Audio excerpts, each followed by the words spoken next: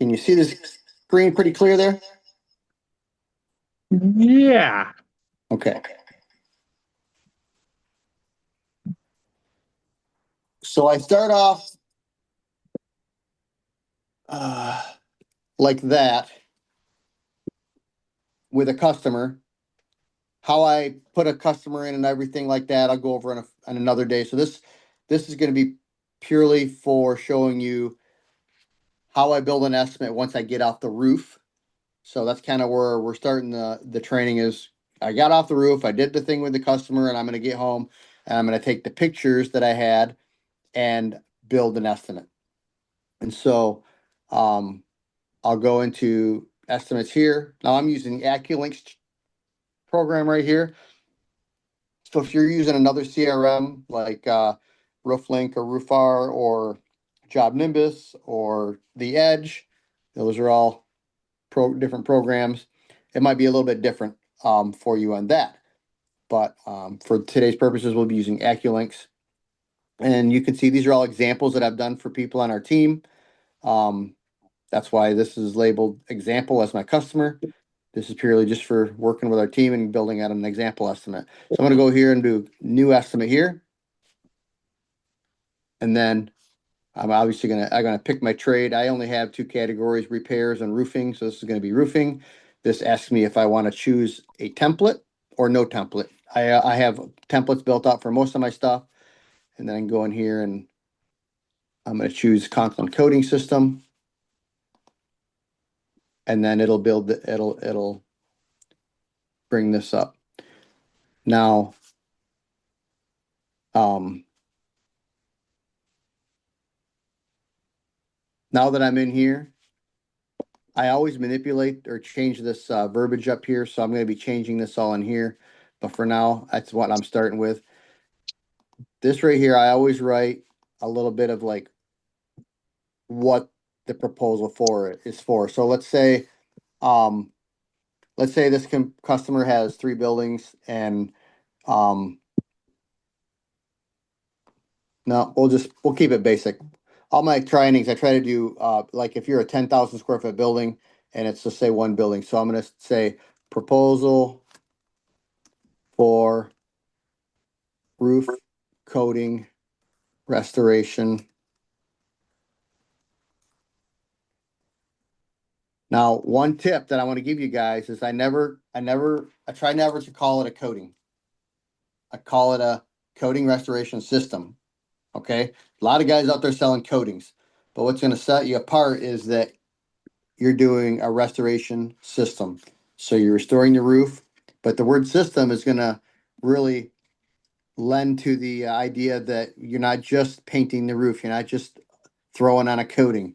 You're actually doing a full-fledged uh, system, and that should 1 second here. That should definitely help you in selling the job because there's a lot of guys out there that aren't selling a system. They are just selling a coating. So that being said, I don't know why I keep dropping this thing. Down here in this box, it says estimate description, but really what I put there is this proposal is valid for 15 days. Now you can say 15 days, you can say 30 days, you can say 10 for all that matters, but you want to make sure that you're not being held to a price for a long period of time. For a long period of time, I did 30 days, but with the prices being more volatile lately, I mean, they're not really that volatile with Conklin, but um, just in general in the industry, uh, I decided to go from 30 days down to 15 days. It's pretty customary from what a lot of building managers and owners are seeing from other industries anyways. So that's basically saying, hey, I gave you a price for 30,000. That price is good for 15 days. After that, we're going to have to, give it another look and maybe get some new prices. So it's not uncommon. So I'm going to start that right there. Now in this roof section right here, um, where it says roof section, I'll go in here and do section detail. And then right here, I might say, um, I might say entire roof. I might say metal section, or if I have a roof key, and I'll tell you more about a roof key in a minute. If I have a roof key, I might say section 1 or section 3, or if you're doing it by letters, section B. Right here, I'll just do section, and then I'll put entire metal roof. Basically, you just want to put right there what are we talking about? Which roof are we quoting? Sometimes they'll have like a little facade off the side, maybe a little roof that doesn't, it covers a sign or it covers a front entrance and it might not be on the main roof and they don't want that estimated. So you kind of have to make sure that that's disqualified, or you have somewhere in your verbiage that's not included, or it is included, not sure. I'm just going to read the proposal to you. We propose to supply all materials, tools, and labor to install new roof coating system. Product quoted. This is going to be a Conklin MR. MR stands for metal restoration. Conklin MR system, and the product type is Rapid Roof 3, right here. Area, we're just going to say this one is 10,000 square feet. And then I always like to put warranty right here. Now, warranty, Conklin gives you 10, 15, and 20-year warranties depending on which system you want to use. In order to be eligible for any of those systems for you to offer, you have to have gone through their training. In fact, from what I hear, you can't even order the material unless you've gone through the specific training for the product you're installing, whether it's foam or coating or single ply or whatever. But for this particular quote, I could either do 10-year manufacturer warranty. I could write that in, but a lot of times I will do what's called a 10-year Gold Shield warranty if that's in-house. Okay. Now, it's totally up to you if you want to do an in-house warranty or a manufacturer's warranty. I did a lot of manufacturer's warranties for many years, but get so comfortable with the system, and I like to attach a maintenance agreement to mine. And so I don't want to be married to a roof or hold all the liability on my own. So what I do is I attach a maintenance agreement. So how I word that is I put 10-year Gold Shield warranty coupled with a maintenance agreement.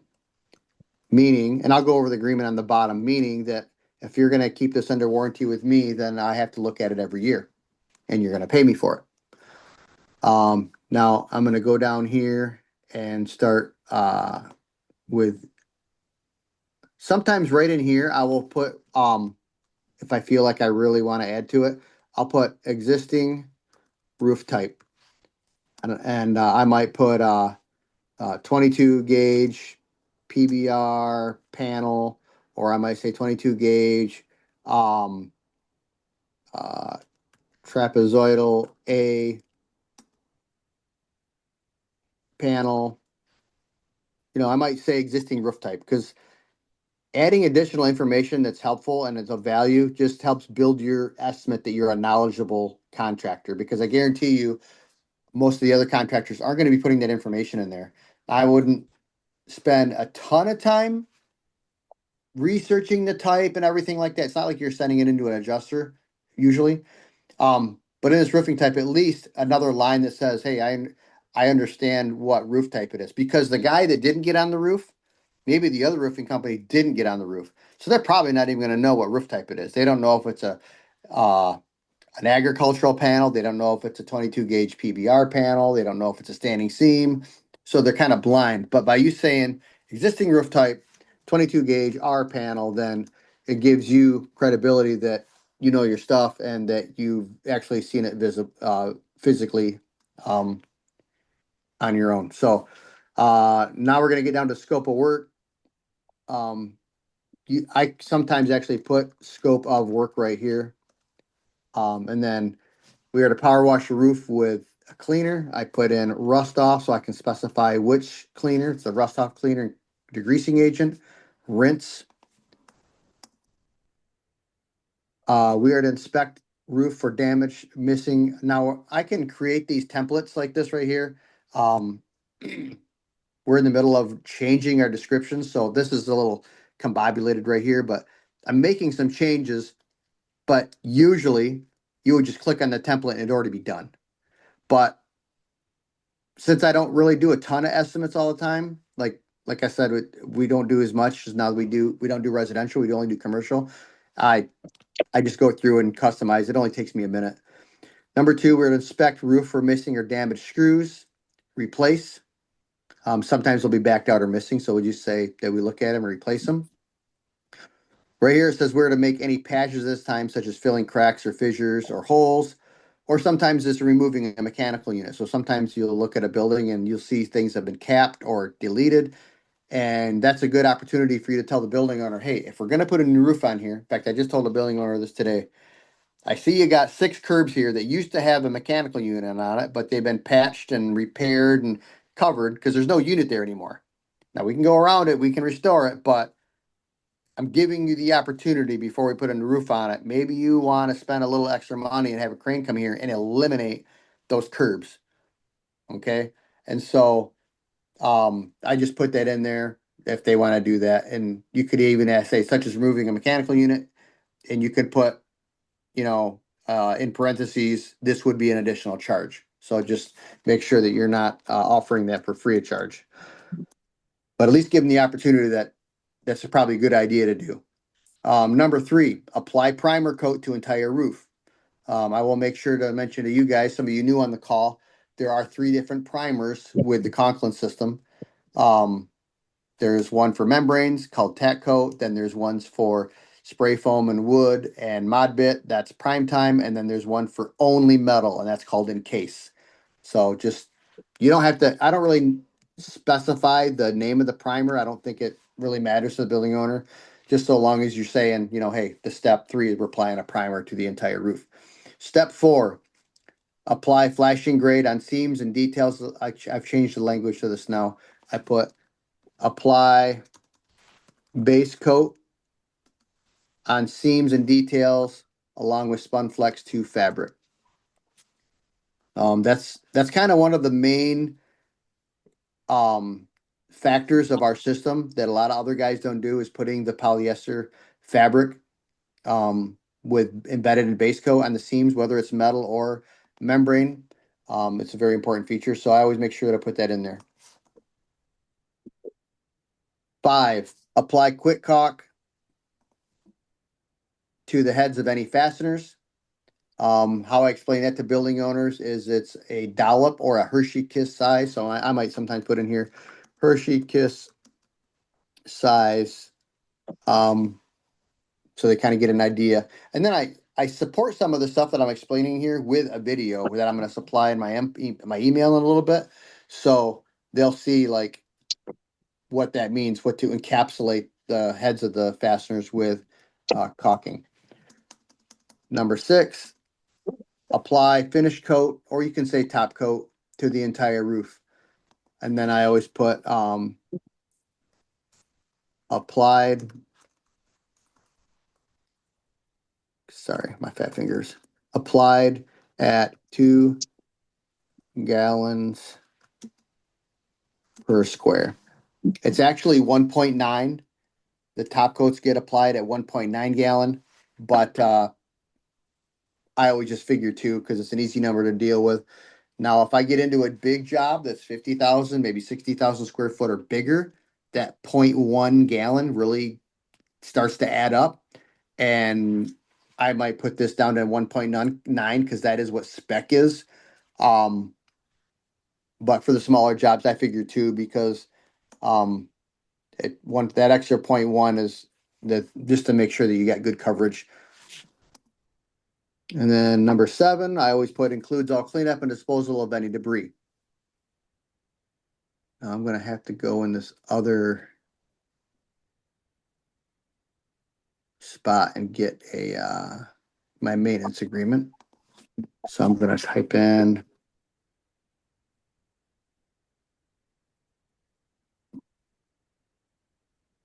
Anybody have any questions so far on what I've covered so far?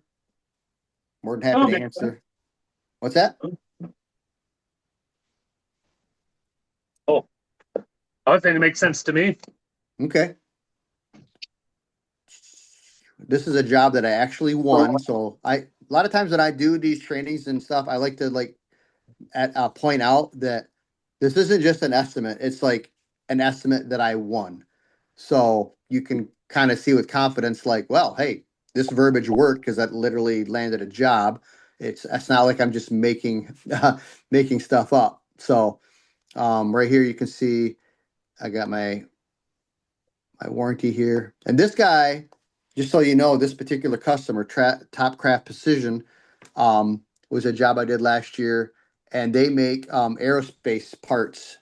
And so he was an engineer, and very, he wanted to research all of the stuff that was going on, and um, he wanted 2.5 inches of spray foam, and I quoted him 2 inches, and so he did all the math, and we ended up negotiating it out, and he got 2.25 inches of spray foam, and he wanted, samples and evidence. He wanted us to go up and do like little poke tests to confirm, once we were done spraying the foam, that he was in fact getting 2.25. So, sometimes you get picky customers like that, but picky customers are the ones that pay good, as long as you're being straight with them. So I'm gonna go in here and just copy this in here. Uh, why isn't it not copying?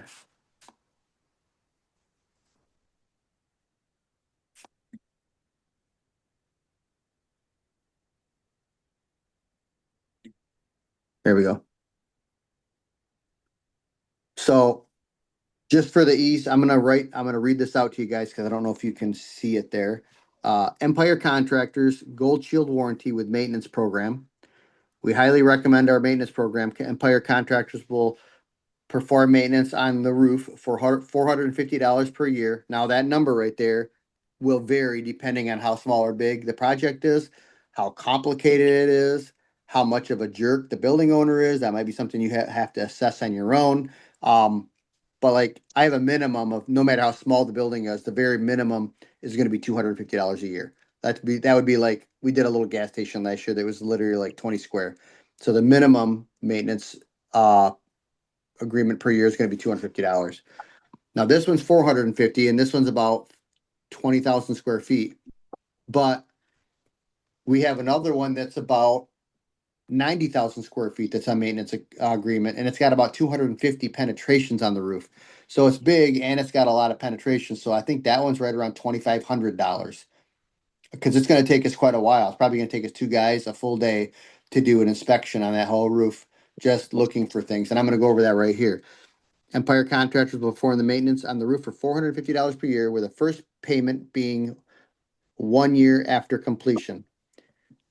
Now, I'll make a point right here. Sometimes I put there the first year being free so that they'll kind of like some of that. Sometimes in these estimates, guys, you got to leave yourself some negotiation tools.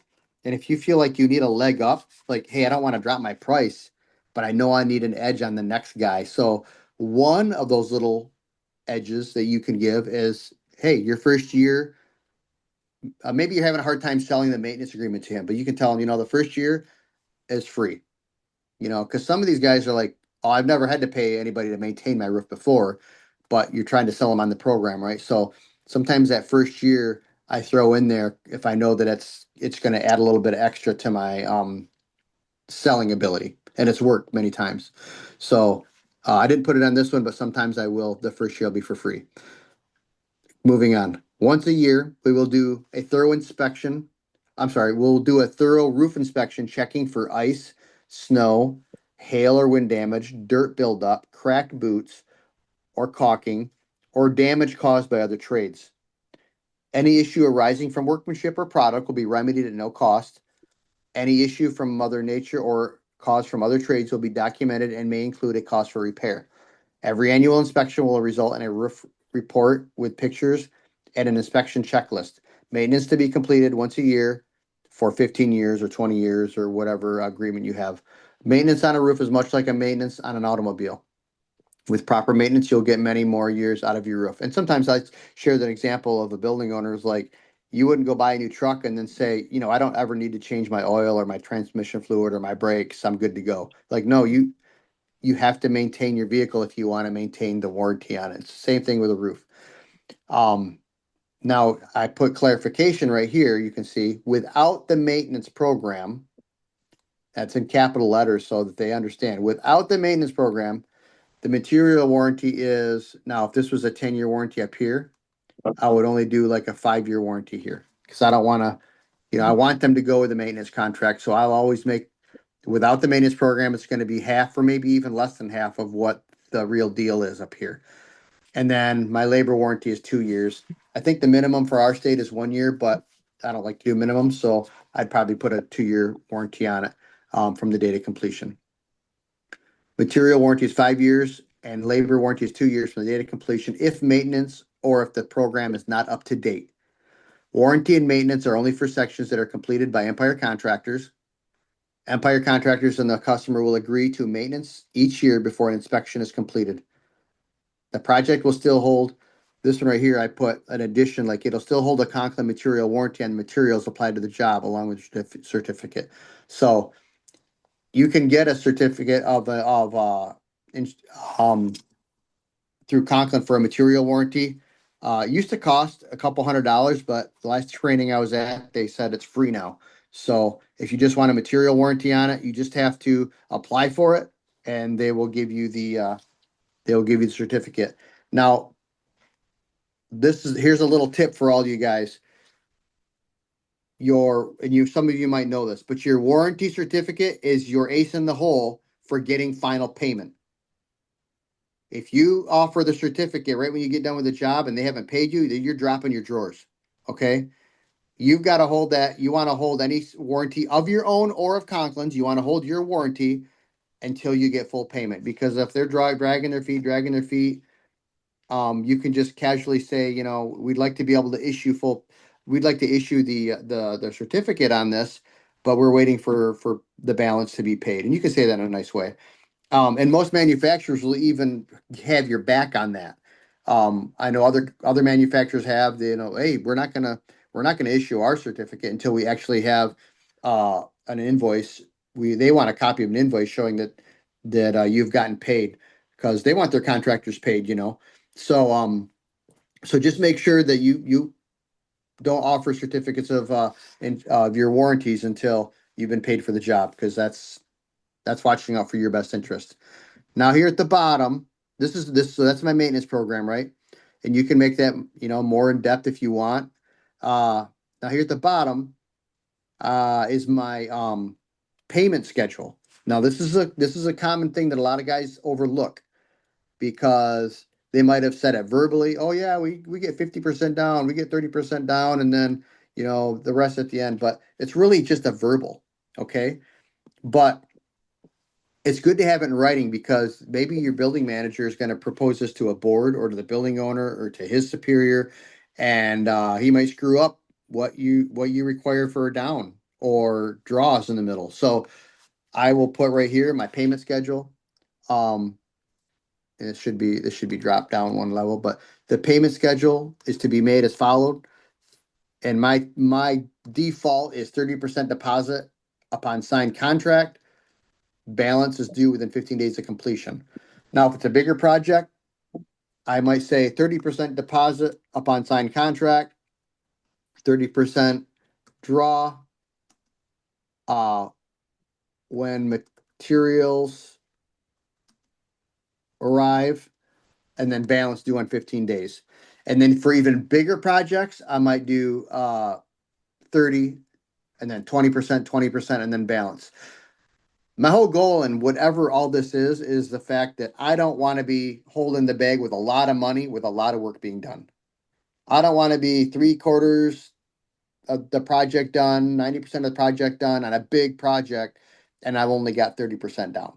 If it's on a small job, less than 100,000 or less than 80,000, for some of you smaller contractors, that threshold might be anything less than 30,000.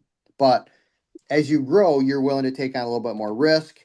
Also, it depends on whether if it's a brand new customer or if it's a customer that you've already done a project or two for and you trust them, you know how they work. and then you can kind of give them a little bit more leeway. But you should remember, being a contractor is a risky game. So don't stick your neck too far out on the line. You can also use this as negotiation tactics. Okay. So I got a guy right now that, he he wants to pull the trigger. He knows he needs a new roof. I've I've sharpened my pencil a little bit on giving him a little bit cheaper option for the coating, maybe eliminating something off the roof, like we took the spray foam option off there and stuff. But he still hasn't pulled the trigger. So one way I can really negotiate with him is I can give him better terms. So I can say, okay, well, we can make the balance due in 30 days instead of 15. One customer that I did a couple years ago, we gave him 60 days because he's a customer that works on small cash flow margins month to month. And so giving him just an extra 30 days or 45 days helps him out a lot. And that could be just enough to close the deal with me instead of another roofing contractor. Um, so so that's just a couple tips on using that as negotiation, guys. Just remember, you instead of dropping your price or changing the scope of work, maybe just the terms of when you get paid or how often you get paid can help you land that deal. And then at the end of your thing, you're always going to want to have a thing that says a line that says delinquent payments and any work completed shall bear interest of whatever percent. I have 1.5% per month from the date of completion. And if suit is filed to enforce payment, owner will pay reasonable attorney fees and court costs. Now remember, I'm not a lawyer and I don't play one in the movies. So this is just suggestions. Any kind of legal jargon you're going to put in here, you're going to want to make sure you have it double checked with your attorney or somebody that can give you that good information. But that's what we use on ours. And so the only other thing that I started adding in some of my estimates here is a little note. Let's see if I can find it here. While I'm looking for that, anybody have any questions while I'm bringing this up? Yeah, do you send an invoice each year for people that have their maintenance fees due? Yes. Okay. So what we do is we call it we either email or call them a week or two prior just to say, hey, we have you scheduled for this date, or maybe give them a window this date, and I send them out an invoice, and then we don't go out and do the maintenance until the invoice is paid. Now, that being said, a lot of these building owners are busy and they have some loopholes to go through and got to get approved by the financial department, all this jargon. But so if it's somebody that we already have a trusted relationship with, then we'll just send them out, do the maintenance, and then bill them after the fact. But sometimes I don't trust people to do that. So yeah, I depends on the customer. First time working with them, I'll probably call them and have them pay the invoice first. Okay.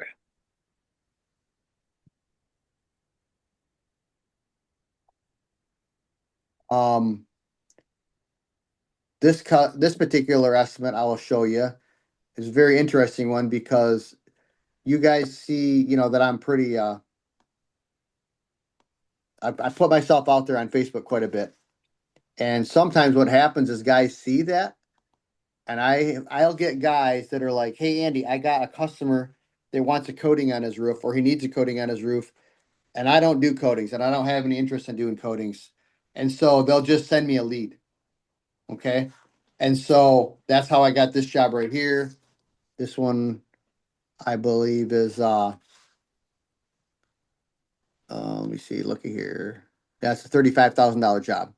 So that's kind of nice because I didn't really have to pay to do any marketing other than I I people say I post too much on Facebook, but one benefit is that people know who I am and what I do because I put myself out there. And so other roofers are like, I went all the way to Ohio a couple weeks ago or about a month ago because this guy's like, I'm a residential roofer. There's this big bowling alley, but I don't trust myself to do it. So I'm like, hey, I can teach you how to do it. Oh, no, I'm not ready for that. He just, some guys are just more scared, or they're to the point in their life they just don't want to learn something new, but they want to take care of the customer they have.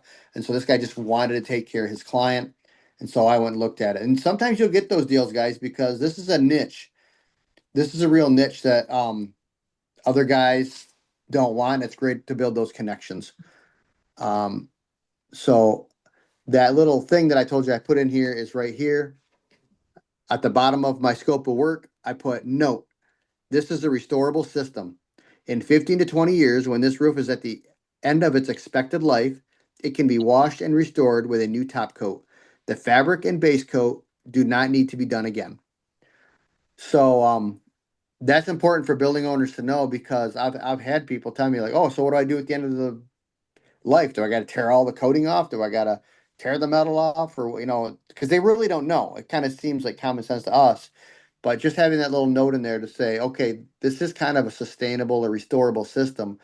And then next time I do it, because some of these guys are like, well, I'm going to give this bonus to, or this, I'm going to give this business to my kids, or I'm going to sell this business to the guy that's my right hand man or my partner, or whatever. They want to leave the next person in good hands.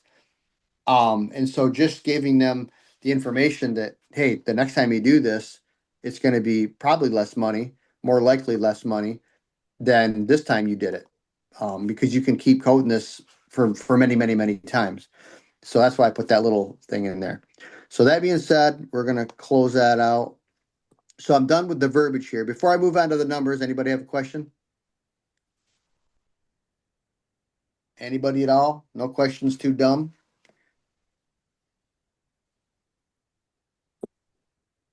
Okay. So my daughter and my daughter's my office manager. She's working out and populating these templates for me.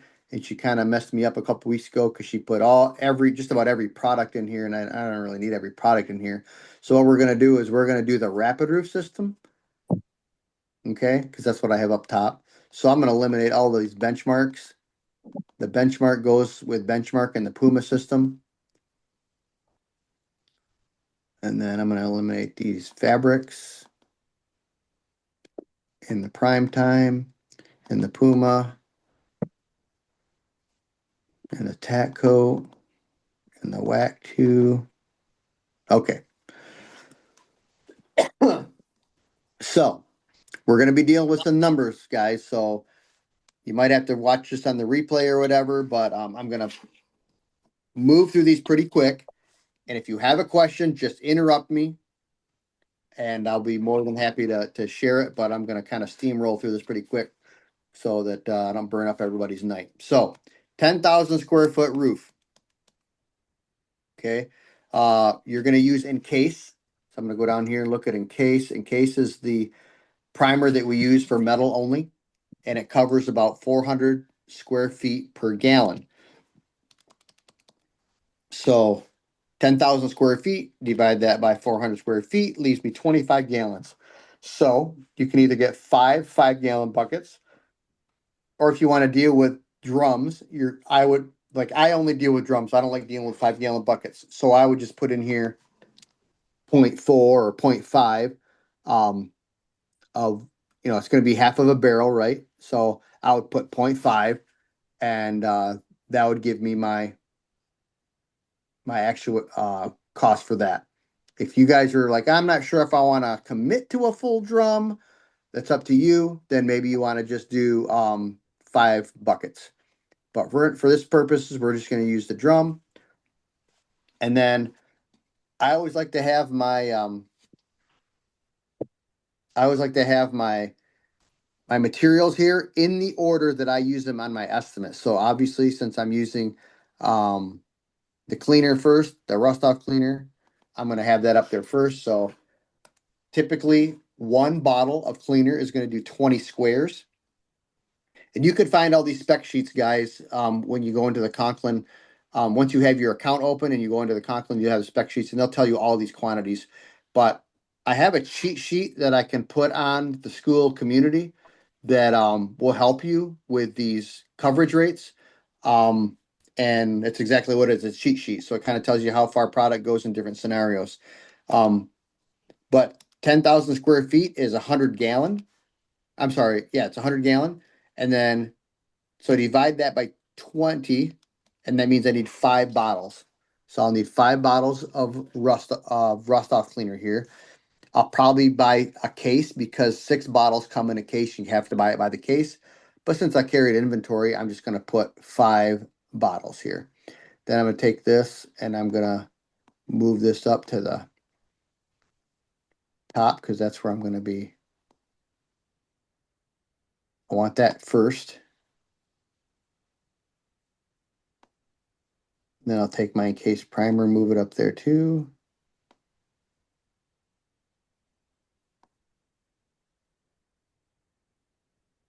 So it's an order of my use.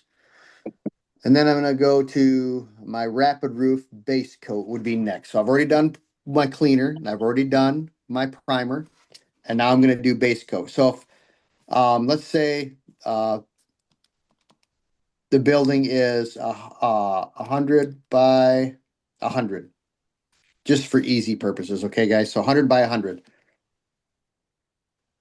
What I'm gonna do for my base coat is to figure out how many vertical seams I have, the vertical ribs going up and down on each panel, because they're on our panel, it's gonna be every 3 feet. So I would take 100 divided by 3 means I'm gonna have 33 of those ribs of those seams going up and down. You could also physically count them on site if you want, but generally I just do the math. 100 divided by 3 comes out to 33. And then if it's up and over, that's going to be 150 foot on each side. So that would be the 100. So I would do 33 times 100, which means I have 3,300 lineal feet in seams. Okay. So if I have 3,300 lineal feet in seams, I'm going to use that 3,300 to calculate my base coat and my fabric. So let's start with the base coat first. 3,300. I know 1 gallon covers 100 feet. So I'll take 3,300 divided by 100. That means I need 33 gallons of base coat for my vertical seams. Okay. So if I need 33 gallon, that is take 33 and divide by 55. That means I need 0.6 of Rapid Roof base coat. I'm just going to put that in here for now, just for memory, because now I got to do my horizontal seams. Now, like at my shop, I have a 60 by 160 building. So kind of a good example. It's about 9,000 square feet, but it doesn't have any horizontal seams because the panels are all one piece from the top to the bottom and the cap isn't set down in. But if the cap is flat, and I'll explain more of this on another video, but sometimes you'll have a horizontal seam. Any horizontal seam that's with the panel or it's built in with the cap, you're going to have to put 5-inch fabric on. Now the vertical seams going up and down, 2.5-inch fabric, but the horizontal seams going sideways, horizontal, they have to have 5-inch fabric. And so, just for example purposes, let's say that we're gonna have one seam in this. So 100 feet on each side means I have 200 feet. So that means I'm gonna need,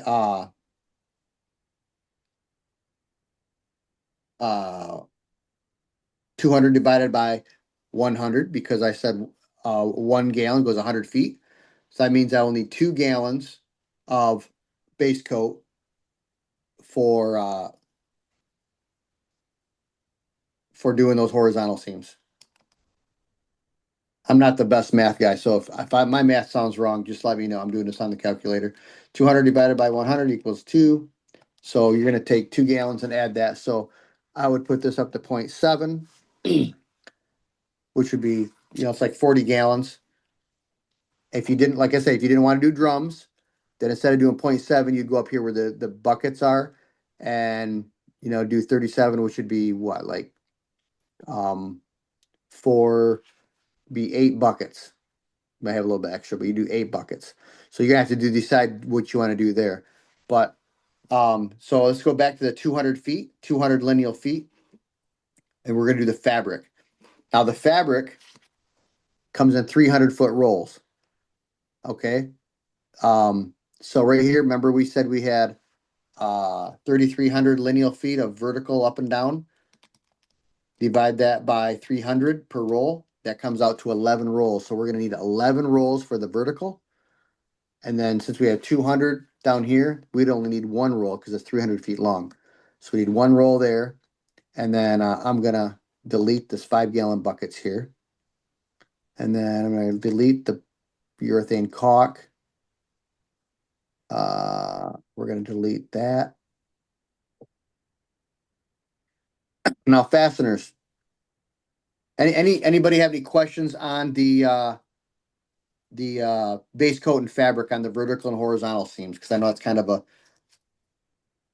a complicated, probably the complicated part of the process. If anybody had any questions on that. Okay, moving along. We'll do fasteners now. So I have here fastener. I just put acronym FG. And then I have dark bronze because up here in Michigan, we like to use the bronze because it cures faster because of the brown. If you're in a hotter climate, you're going to want to use white. Again, we'll do more in-depth training on what those are later, but we're going to use bronze right here. Now, the metric for that is 5-gallon bucket of fastener grade will cover about 5,000 to 6,000 screws. And you might say, well, Andy, how do I calculate that? Well, typically, there's different patterns, but most metal roofs have between 50 and 60 fasteners per square. So if I take a 10,000 square foot roof and that's 100 square, then I times that by 60. That would be 6,000 screws. And so that means I would need one bucket of fastener grade. Okay. Then I'm going to go down here and let's talk about penetrations. If you have any pipes or curbs or maybe details on the roof that look sketchy, you're going to want maybe filling in some gaps. You're going to want to use the Quick Caulk brush grade. Not there. Come on. So you're going to go down here and I'll put Quick Caulk. I'm going to put in the 2-gallon brush grade. Typically, I like this. These come in 2-gallon buckets. So typically, I like to say, if you're dealing with pipes, one bucket will probably do about 10 pipes. But if you're doing units with like corners, then you'd probably want to figure that one bucket's going to do about 4 units. But on this type of roof, I'll probably say, we just probably need one bucket. So I'll put down one bucket right there. Then I'm going to line this back up again where I'm going to use it in the process.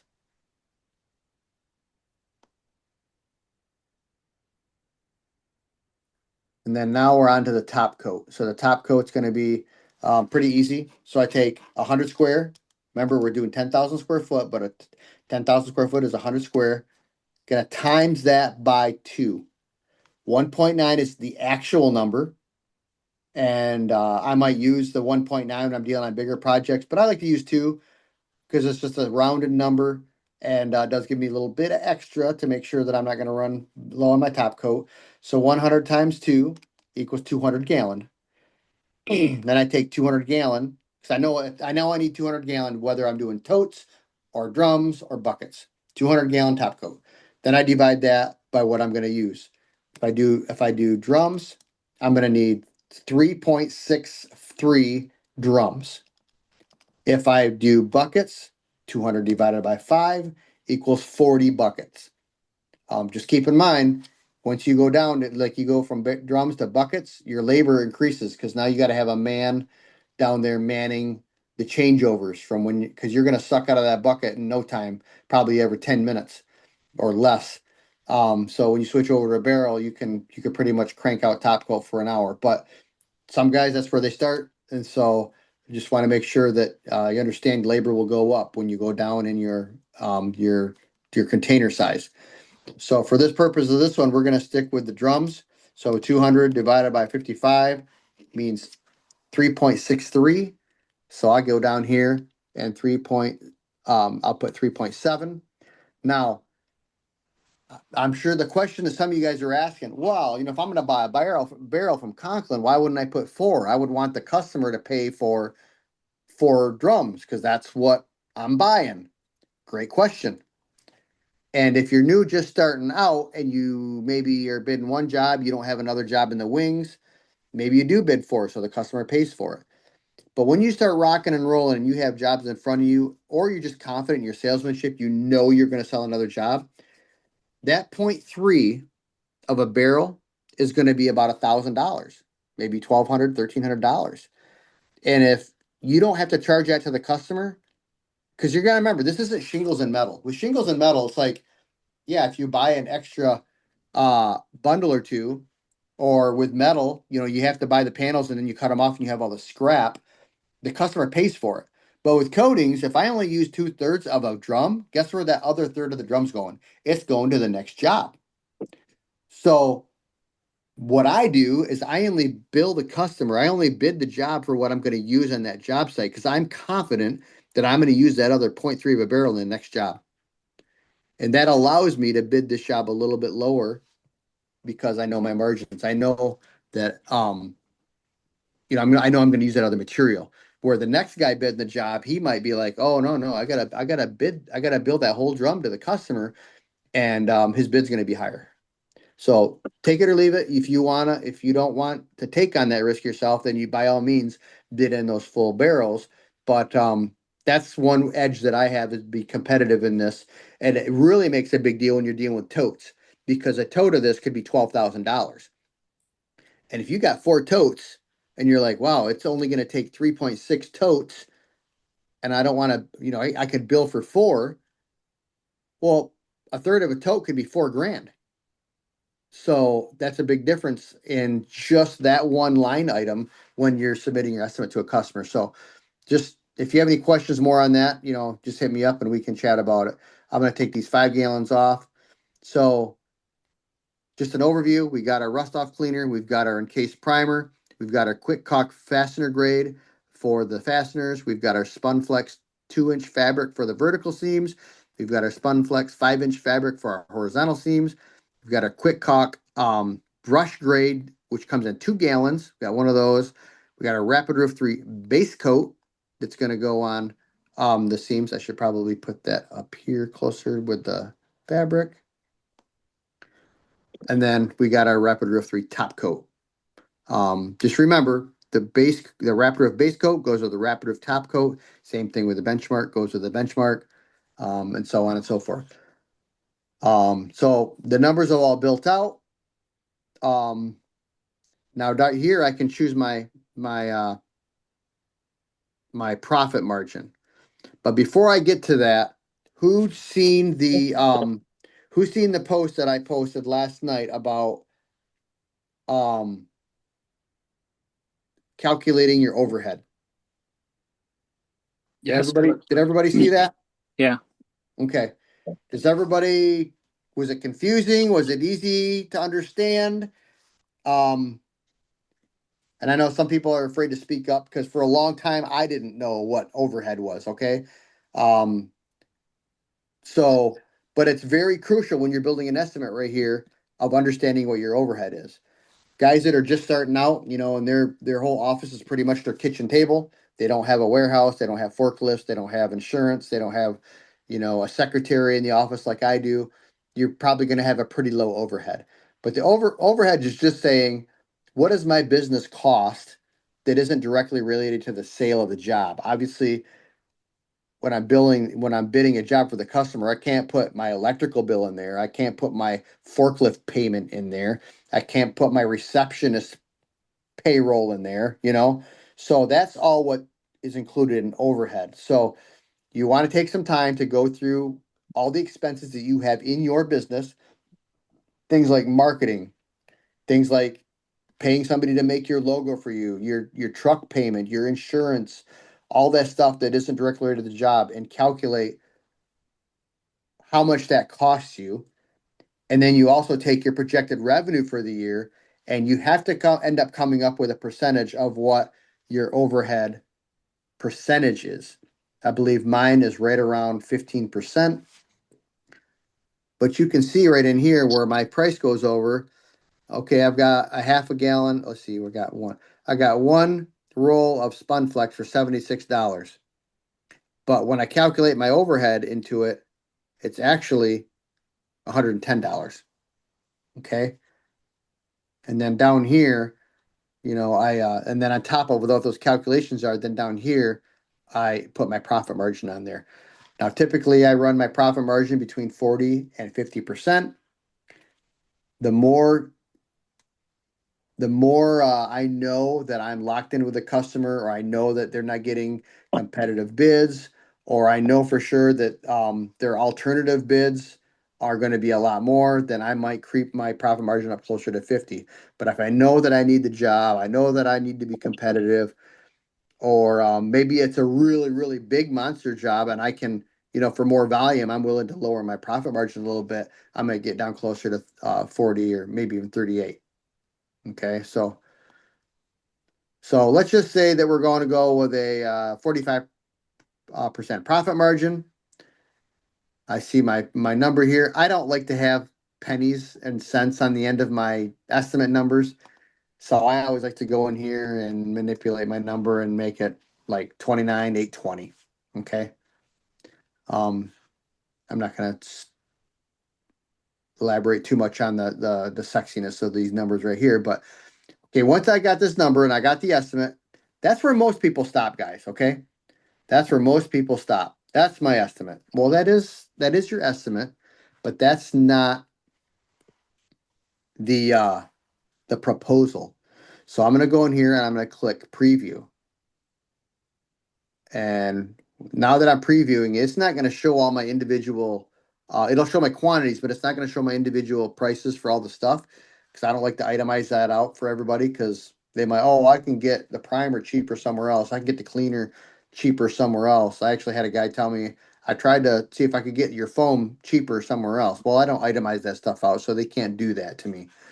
So I'm going to go here, I'm going to click action, and I'm going to say email. I'm going to email this to my customer, or I could print it out, whatever. But once I'm in here, I'll fill in their email. I'm just going to put it in my email for now, just for easy peasiness. In the subject line, because they're going to get this in their email, right, guys? You want them to make sure they don't miss it. So I always put Empire. If they know me kind of well, I put Empire. If they don't know me that well, I will put Empire Contractors, and then I put dash, and then I put roof project. Very simple, straightforward, and it'll be like, aha, I know what this is about. Makes them want to open it. Now, when I get down here, I'm going to delete this crap stuff here. And just to make this easy, I'm going to go into one that I did earlier and just copy that.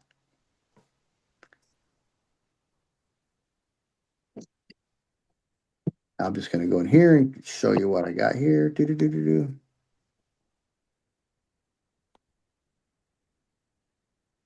I do a lot of copy and paste, guys, just so you know. Okay, so I'm just going to read this out loud to you guys. Hi, Arnold. Thank you for meeting with me yesterday to look at the roof. Now, I almost always start out my message in my email with a thank you. Okay? It just shows that you're starting off with gratitude. You know that you don't, you know that you're trying to win their business. And so you want to sound appreciative and nice and everything. So I start, thank you for something. If he didn't meet with you yesterday, say thank you for the opportunity to offer a proposal for your roof, or thank you for, connecting with us, or something. Thank them. You can find something to thank them for. Then I go get right into it. Below, you will find the estimate. Now, the sentence, a lot of guys are going to look over this sentence because it sounds so blasé, like whatever. But it's important because look at this. Look how much information I put in here. That could be easily be like, oh, I don't got time to read that right now. But in this sentence, I kind of elaborate to what it is it's going to be below.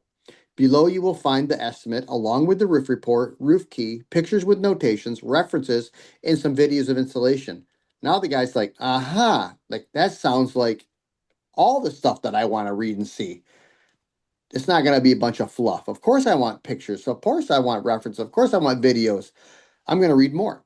So that really is what I call a hook. It gets them to just take a second, put their truck in park, or stay at their desk for a little bit and actually dive into this estimate and not look at it later. Then I dive in a little bit more. This estimate is for the main slope low section. It measured 10,800 square foot, or whatever. Maybe I'll say this is for section A and B or whatever. So I just kind of clarify that right there. Then I jump into videos of application. I don't have these loaded into school yet, but if you're in my Conklin network, which most of you guys are, but if you're not, this is the kind of stuff that the guys get if they're in my network. You get the videos that I have uploaded, and I always do a 3-part. I always do 3 videos, no matter the system. I do a video of power washing the roof. I do a video of doing the preparations, whether it's the seam and the details and the fasteners, and then I always do a video of top coat. If it's a metal roof, I do all 3 systems on a metal roof. If it's a membrane roof, I do all 3 videos on the membrane roof, so that they can, like, if you're quoting a membrane roof and you send some videos of a metal roof, it's kind of like, well, that's not the kind of roof I have. They start questioning if you even had the right information. So it took me a long time to compile all these videos and make sure that I have them for building owners. And they don't have to be a 10-minute video, guys, right? Like, all they want to see is 10 seconds of what the top coat looks like, 10 seconds of what the fastener looks like. And that's all they need. But these videos really, really help them to see exactly what they're getting and how you're putting it down. Videos, picture says 1,000 words, right? But a video says 1,000,000 words.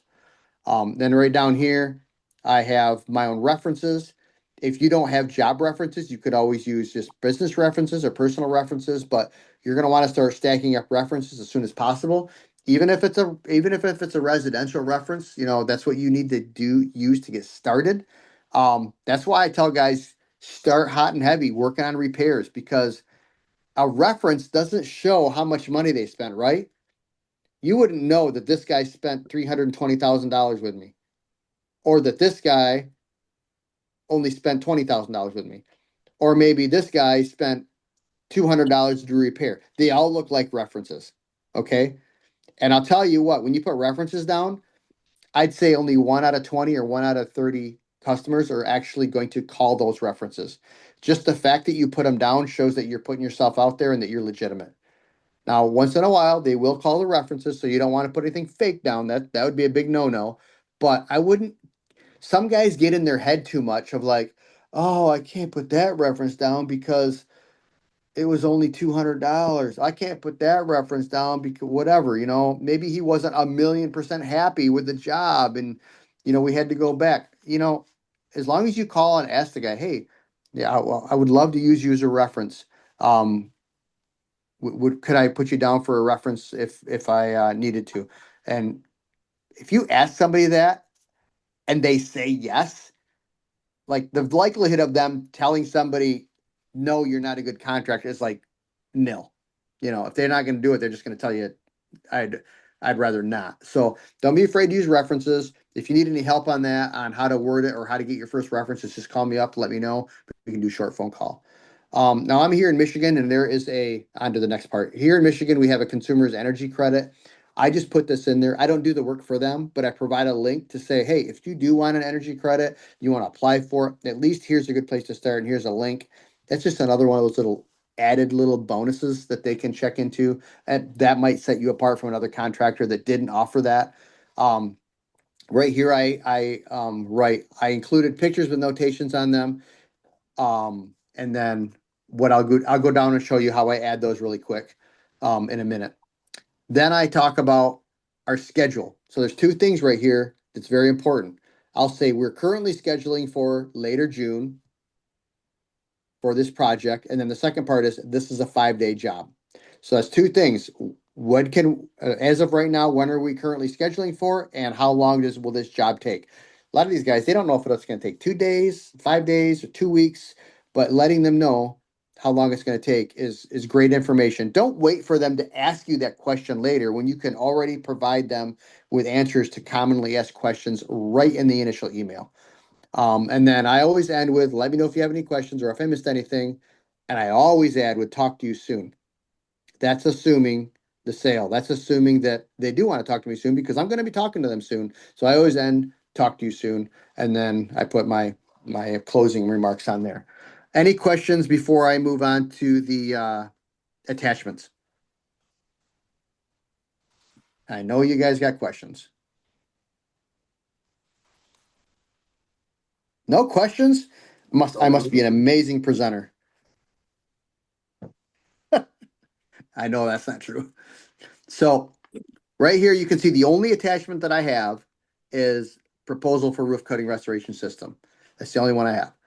So I'm going to go in here and I'm going to add a roof report, a roof key, and some pictures, and then some product brochures. So what I do is like, usually I already have this stuff in my job documents, but I don't have them there. So I'm just going to browse my computer. I'm just going to pick a random roof report. In fact, I'll just put this one in there. Boom. Now, when I'm adding these guys, you'll notice that it says roof report right there. That's very important that when I save a file, in fact, you'll see right here, I'll do, when I save a file, and this might just be on my computer, I don't know, but when I save a file, you can see that it says roof report. Let's see right here. Roof report Troy DeBro. Because when I send them the estimate, sometimes it says roof report dot dot dot dot dot dot. Well, they don't know what that is. I mean, if it says Troy DeBro dot dot dot dot, they don't know what that is. So I want to make sure that before the dot dot dot cuts it off, they know exactly what it is. Roof key dot dot dot dot. Roof report dot dot dot dot. They don't care what their name is. They already know what their name is. It's just a small nuance, but it's important because watch when I save this right here, you'll notice that they show up like that.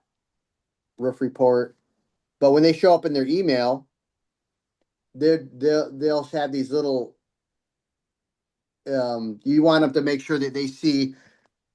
I think you guys are getting the gist of what I'm trying to say. That you want them to see what actually is that they're going to open. They're going to be more likely to open it. Sometimes I'll take a screenshot and I got to reword it. Not screenshot. It's going to be roof key. So like I'll do another one here. I'll show you. Browse computer. Recent.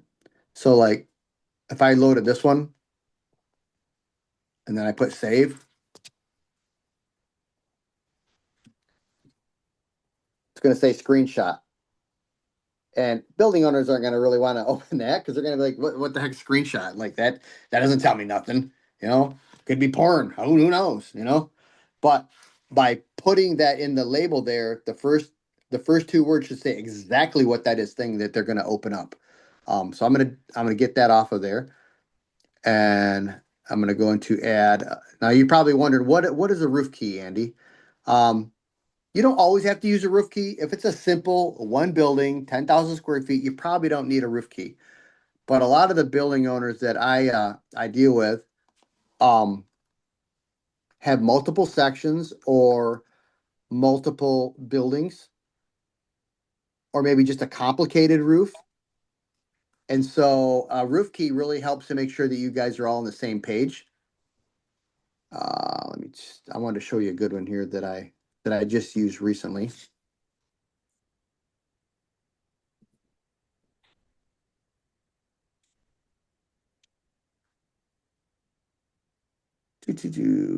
So I'll open this up and show you on the big screen. So you can see this roof was section A. Let's see right here. That was spray foam. B was spray foam. C was spray foam. D was spray foam. And then down here, all of these other ones were not spray foam. So they could only afford to do section A, B, C. And then we did some small repairs on D. But at any rate, we're doing some different things to different sections. And that's really hard to do in an estimate just through words. So it's good to take a Google picture. And you can see I'm not even that good of an artist. I just used to draw lines to go around the sections and kind of separate sections and put some labels to them. You can either use letters or numbers. I like to use letters. And then somewhere on there, I don't think usually I put roof key right in big letters right here with yellow. Just so they know that's the roof key. And so it's really just a map to show a building owner, like, we're on the same page. What you thought we were doing to section B and what thought we were doing to section B is the same thing. We're on the same page. And sometimes you'll get guys that'll be like, okay, I thought that was different. I thought we were going to do this or that. So, I found them very, very helpful. So, let me see. I'll get this on there so you can see it. I don't know why this is not loading up.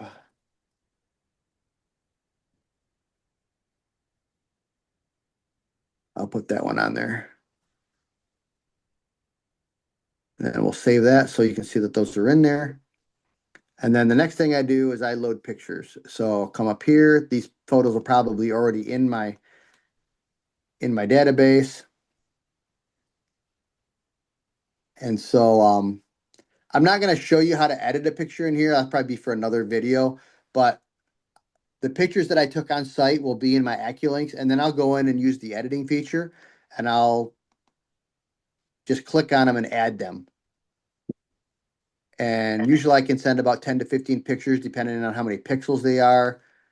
But if you look, you can see they all have little notations to them. Probably not clear, but basically those notations, what they do is they really briefly explain the problem and what solution we're going to provide. Sometimes it might just only say the problem. Because maybe the solution is evident in the estimate. So I'll add those pictures. I'd like to see between 10 and 12, maybe 15 pictures. And then once that's done, then I like to go in and add product documents.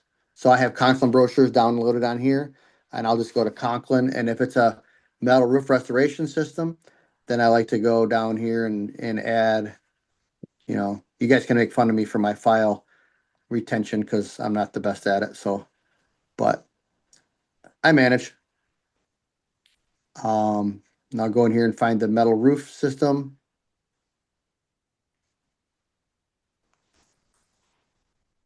Which is right there.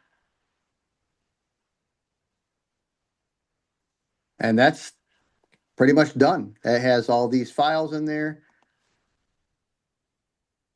And so for all intents and purposes, I will just read over this one more time before I send it out to make sure that there's not any changes or anything else I want to add to it. Let me look at I'm going to send this to myself. And then I'm going to show you guys what it looks like.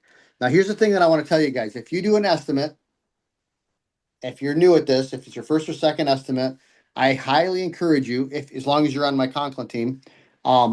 If you're not, I would still probably do it. I'd like to see you build an estimate, do all the things that I just showed you how, and then email it to me first. And I will give you some constructive criticism. I almost always find some grammatical errors or punctuation errors or maybe something that's incorrect in how you explain the steps or whatever. But I sometimes catch things that are like, wow, you would have lost a job if you hadn't changed that or explained that or whatever. So this is the estimate when it comes through. You can see it's our 25-year logo right there, kind of nice and bright at the top of the thing. And then it just explains what I just told you here a minute ago. And he used all the YouTube links that go to the different videos with the references and the Consumers Energy link.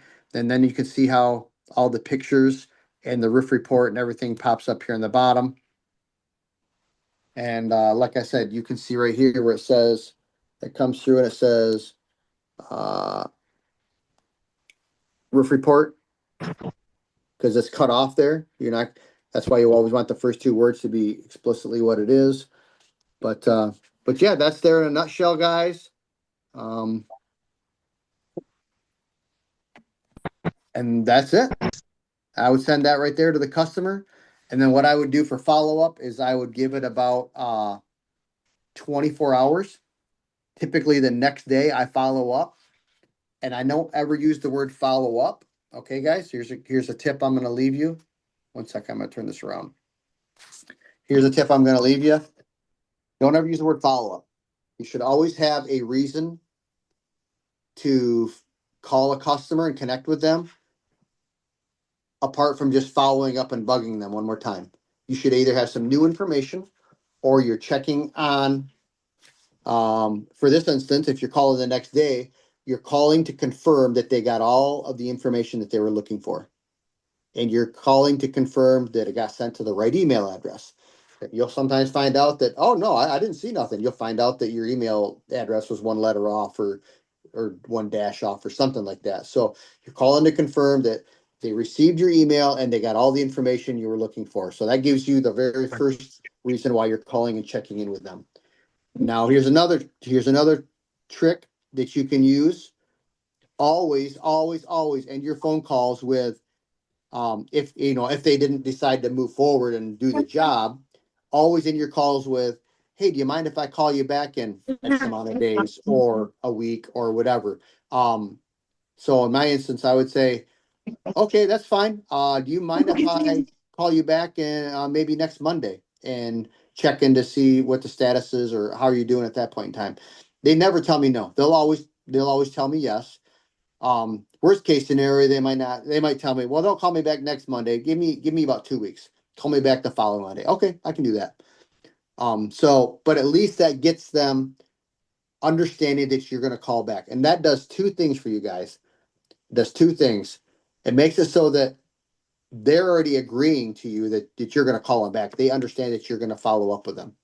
The second thing it does it already gives you permission to call them back. And so that weight is off your shoulders of feeling like you're being a pest or you're being a bother. Okay. And so now you're not being a bother because you're already confirmed with them that it's okay to call them. And the third thing, and I always said two, but here's your bonus. The third thing it does is now you kind of feel obligated to call them back next Monday or the following Monday, right? Because you just told them you would. So not only do you not feel like you're pressuring them, you feel obligated that you must call them back. And so after you do that a few times, you'll realize that you're not being a pest, you're not bothering them, not pressuring them, because you're really just helping them facilitate making a good decision and getting this job done because you know they need it. So hopefully that's been of help, guys. I will stand here for a few more minutes to answer any questions. I love answering questions, but I do know that it's 8:25. Probably you guys want to get back to dinner or whatever, but I'll take a few minutes and answer a few questions if you want. Nope, you nailed it for me.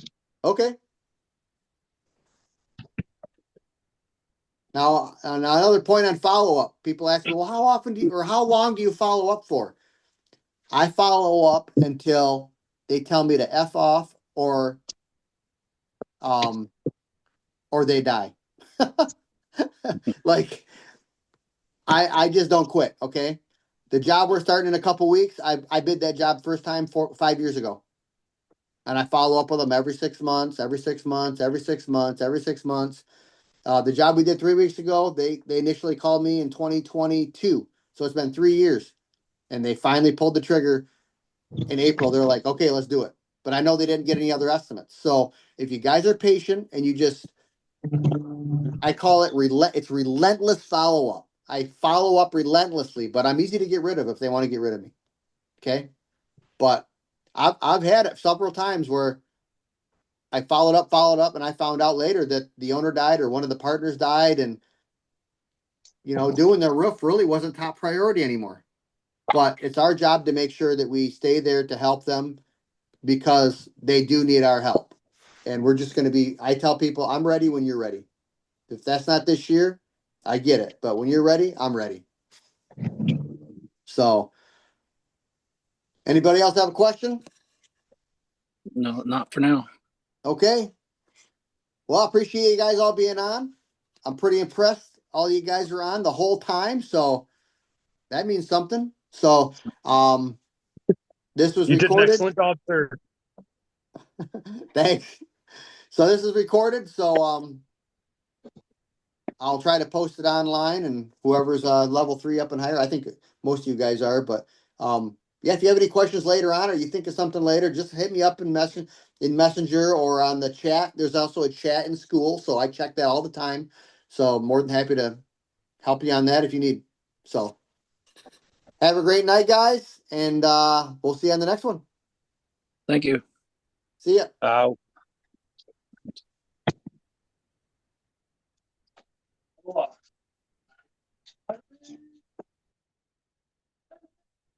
Important meeting. So All I would say is pretend that. Yeah. I mean, they probably, some other people probably did. I mean, well, let's step out. I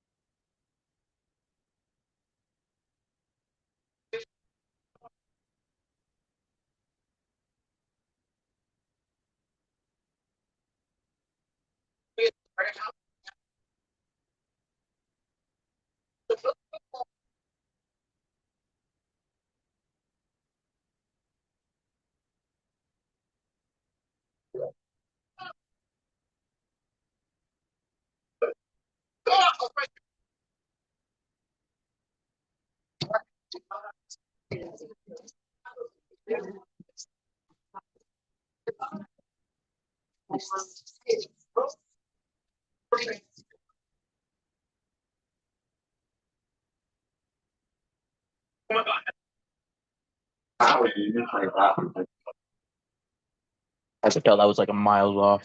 That one might be. That was close.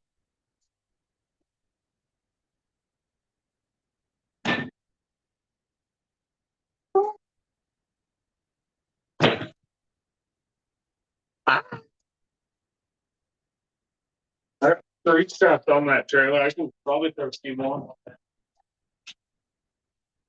That's yeah, two.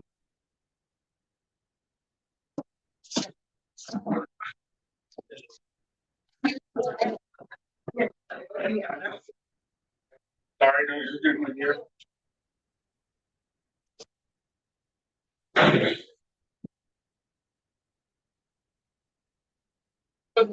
Why is the tacos? Probably that first one. Four.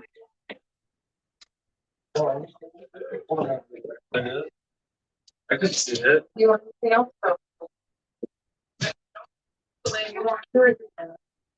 Try two for now.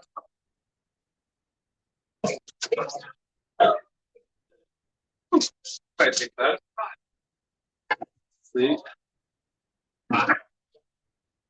We're going for a couple days, 2 nights, 3 days, technically.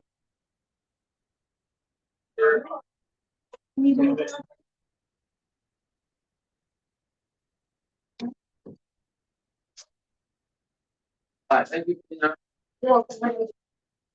Make sure you guys brush your teeth really good. Why? And you guys are good. Make sure everything's cleaned up that please. I found myself doing a bunch of stuff about the whole trip, about the whole trip on and stuff. Yeah. Yeah, but I actually got the trailer. I did a lot. I kept right over there, it's the car trailer. Right next to the fuck. Something equipment today.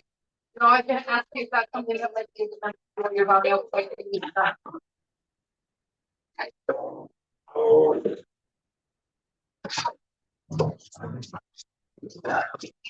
Yeah, that's it. That's not a big deal. Well, that's fine, we'll figure it out. I'm gonna start garbage and back to Tuesday stuff. It's true. Take it to the dump, it's fun to dry, just dump it back up. I know how to dry it, you probably scared the nervous. I don't know what that is. I was trying to remember to do it the day.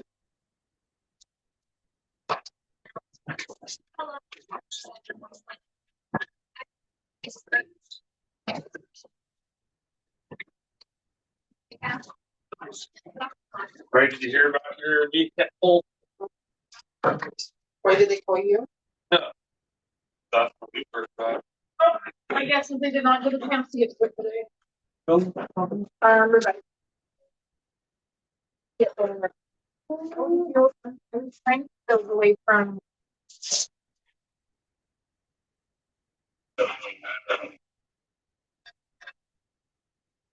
I just wait, it was the only way to get them to both go under.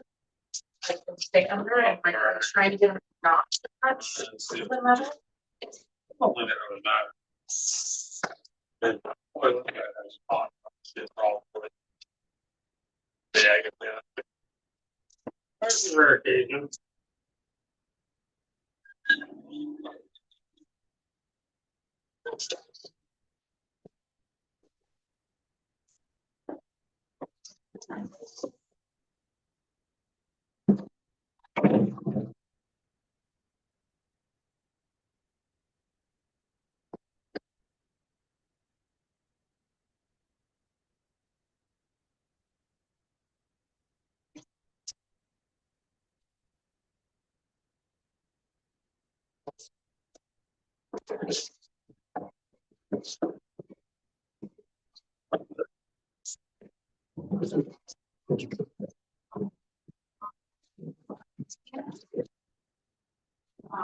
Love you, fucking bird. Did that deal on Wednesday? Oh, more. Right. And I don't know where it's at yet. Oh, it's that shit.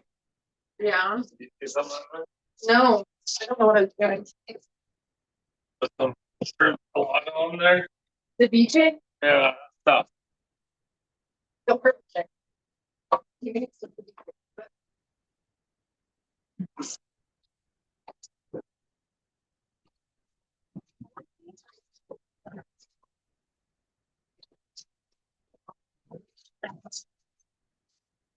Oh. Oh, that's rebound. You know, where's the box of drink in front of one? That's it. Yeah.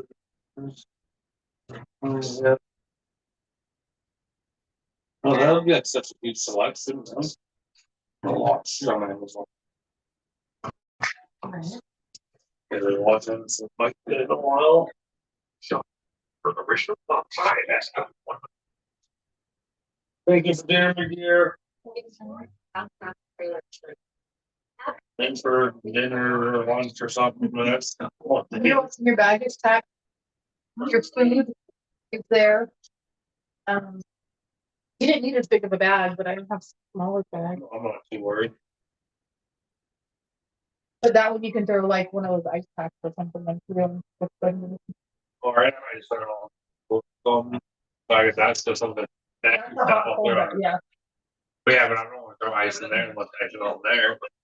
That's why I think But how you refreeze the ice patch after a day. I just meant like for initially until you go to that.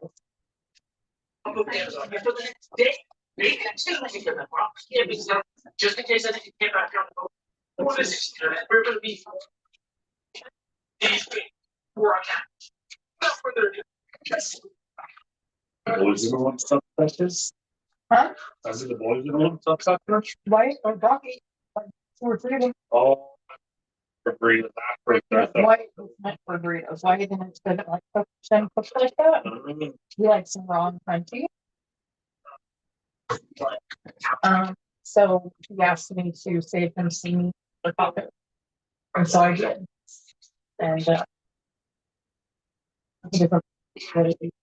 right, so Yeah. It's money. No. I knew that there was a portion of the That's right. So I try to get this me much. chatting, then I around with the union. I'm done. Really trying to do the test to see what would work. Nowadays, I'm not seeing the market of this stuff like this is true. Yes. Tail cat face. This is the difference. Now, the key for these cheese.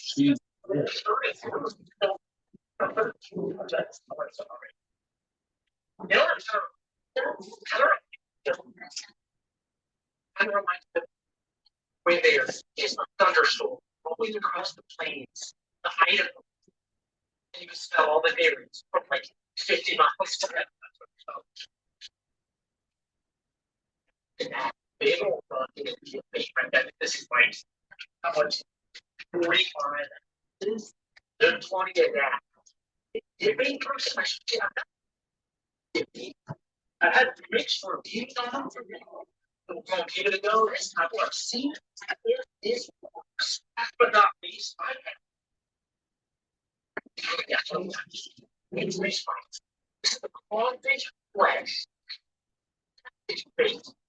So like, I don't know, but they're just like see that right there, and then we got the same way, but these are liver, brown liver right there. These are being choices for the next day or two, depending on the bite is like and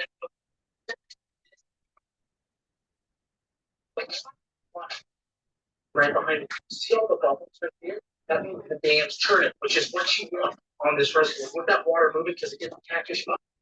Looking for food. So without further ado, let's get these big old rods rigged up. Let me show you how we're gonna rig it. Let's get this challenge underway. So here are two setups I'm gonna have. I'm gonna have a typical bottom setup. And I've got these little hooks with the wire wrapped around them. That's about the only thing I didn't get on the Amazon. All the base stuff. But the hooks, I got those from Walmart. I might have a link in the description below those. I'm sure if you can sell them online. But then I also have the safety reset, and that is just basically bait that will float probably about 6 to 8 inches up on the bottom. So we're gonna keep it on the bottom and on the bottom. So I'm gonna fix that about 2 rods of each. Speaking of my rods, so these are great. Yeah, for today's appointment is Wednesday afternoon, so.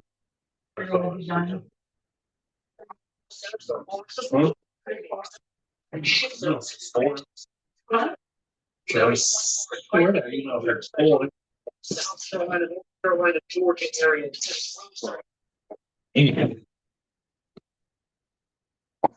June 4th.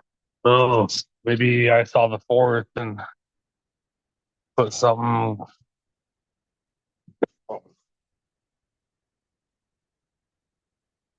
How was your conference call? Wasn't bad. Crack stuff. Right now.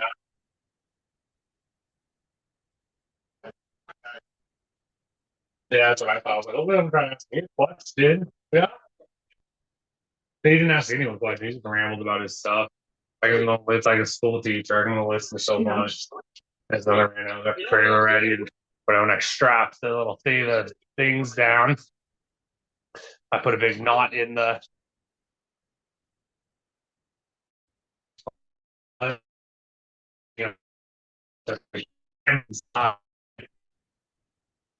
I fixed it. Yeah. But like four or three regular straps. You guys are this way off.